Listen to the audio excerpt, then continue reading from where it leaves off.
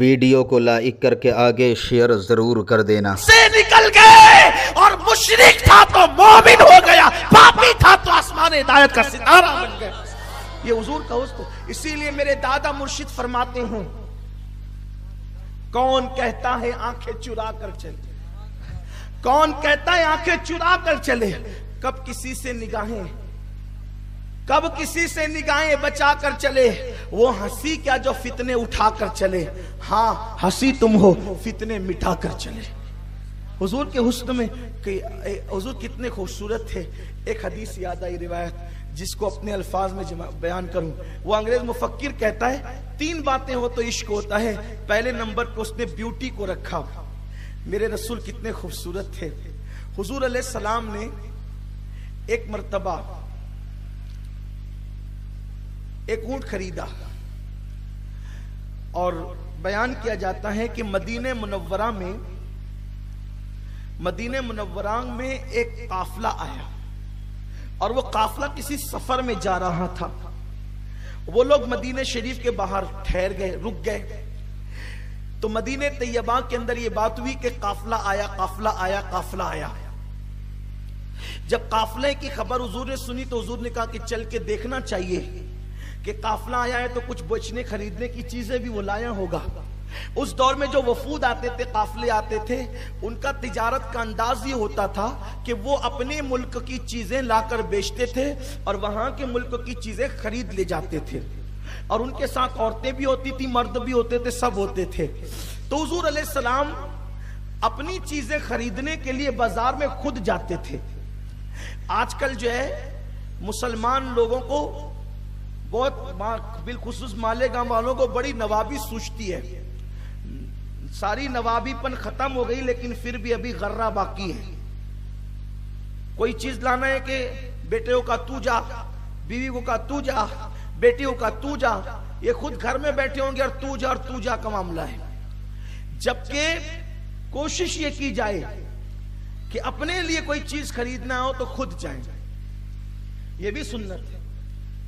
बाजार जाना सुन्नत है।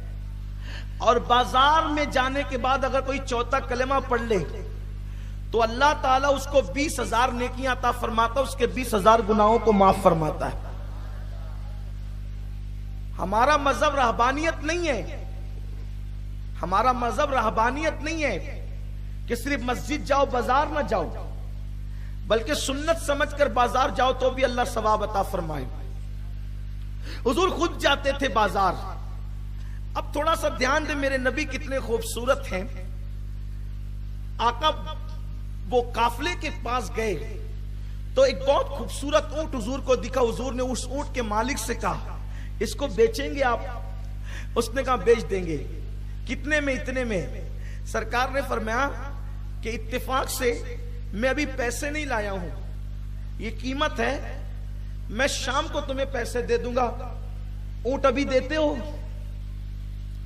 बात ये थी, हुजूर इतने खूबसूरत थे, जो हुजूर को देखता हुजूर ही में डूब जाता। उसको बात करने का होश नहीं होता, उसको बात करने का होश ही नहीं होता कि मैं बात क्या करूं। सहाबा बात नहीं करते थे, सहाबा किराम बात नहीं करते थे हुजूर अलैहिस्सलाम से। सवाल पूछने की भी उनके अंदर हिम्मत नहीं होती थी। जब वो हिम्मत हार गए तो अल्लाह ने जिब्रील से कहा, इंसान बन के जा और जाकर महबूब से सवाल कर, ताकि उनके अंदर हिम्मत पैदा हो सवाल करने की। फिर भी वो बस जरूरत के मुताबिक बात करते थे। बल्कि हाल ये होता था कि हुजूर अलैहिस्सलाम जब उनसे पूछते थे कि ये शहर कौन सा है, उनमें जवाब देने की हिम्मत नहीं होती थी। भाई तुझे पढ़ूं तो फिर कौन सी किताब पढ़ूं, तेरा हुस्न पढ़ूं तो फिर किस इबारत पर नजर रखूं। हुजूर कितने खूबसूरत थे। आज उम्मत मुस्लिमा में जिहालत की वजह से ये बात आम हो गई है कि हुजूर हमारी तरह थे, फिर उसमें पेवन लगाया जाता है, जाहिर में हमारी तरह थे। खुदा की इज्जत और जलाल की कसम, मेरे नबी का जाहिर भी कुदरत ने किसी की तरह नहीं बनाया था। वो जाहिर में भी ऐसे थे कि काफिर भी देख करके उनको हैबत में पड़ जाता था। उनको देखने की हिम्मत नहीं होती कि एक झलक देखने की ताब नहीं आलम को। वो अगर जलवा करे कौन तमाशाई हो।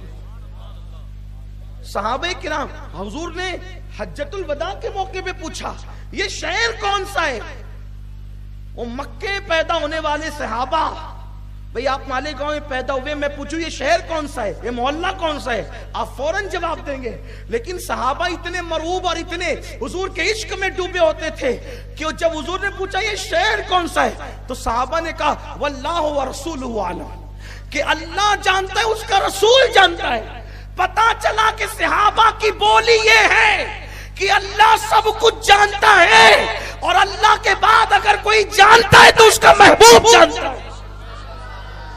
और यहाँ सीरत नबी के जलसे में तकरीरी होती है कि हुजूर आयशा का हार नहीं जानते थे। ये सहाबा की बोली नहीं है मेरे अजीजों। तुम तबाही के दहाने पर जो पहुंच रहे हो, रसूलुल्लाह की मारिफत से महरूम हो गए, इसीलिए तुम्हें नबी की शान नहीं पता।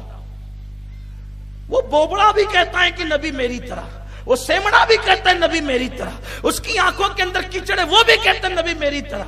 मैं गुस्से में नहीं कह रहा हूं, मेरे जज्बात है। अरे यहां बैठे हुए लोग हैं, मैं तुम्हारी तरह नहीं हूं, जाहिर में तुम मेरी तरह नहीं हो। मेरी आंखें तुम्हारी आंखें अलग है, मेरी आंखें तुम्हारी आंखें अलग है। तुम्हारी आंखों से मेरी आंखें नहीं मिलती, मेरी आंखों से तुम्हारी आंखें नहीं मिलती, तुम्हारी आंखों से तुम्हारे बाप की आंखें नहीं मिलती, तुम्हारे बाप की आंखों से तुम्हारी आंखें नहीं मिलती। मैं पहली मर्तबा जब दुबई गया तो वहां पर मुझे रोका गया, तो मुझे नहीं पता था उससे पहले, तो मेरी आंखों का उन्होंने कैमरे के अंदर आंखों का फोटो लिया। तो मैंने पूछा कि ये तो कहा कि कोई चीटिंग न कर जाए, इसलिए आंखों का फोटो लिया जा रहा है। और अब सारे एयरपोर्ट पर, सारे मुल्कों के एयरपोर्ट पे के फिंगरप्रिंट पहले ली जाती थी, अब आंखों का फोटो लिया जाता है। क्यों पता है कि मां की आंखें बेटे की आंखों की तरह नहीं, बेटे की आंखें मां की आंखें, अल्लाह ने सबकी आंख अलग अलग बनाई, इसलिए आंखों का फोटो लिया जाता है, ताकि अगर कोई चिटिंगबाजी करे, कोई जुर्म करे, तो आंखों के अक्स के जरिए से उसको पकड़ा जा सके।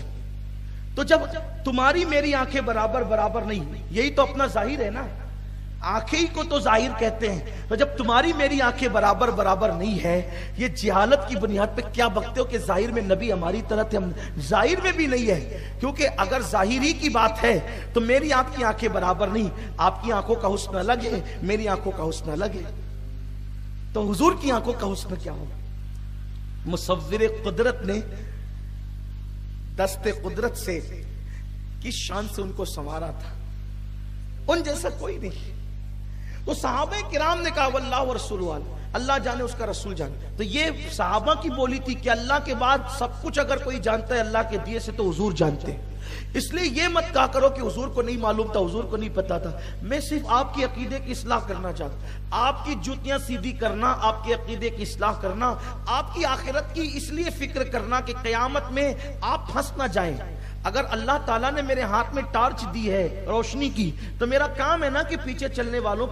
वीडियो अगर अच्छा लगा हो तो लाइक करके आगे शेयर ज़रूर कर देना।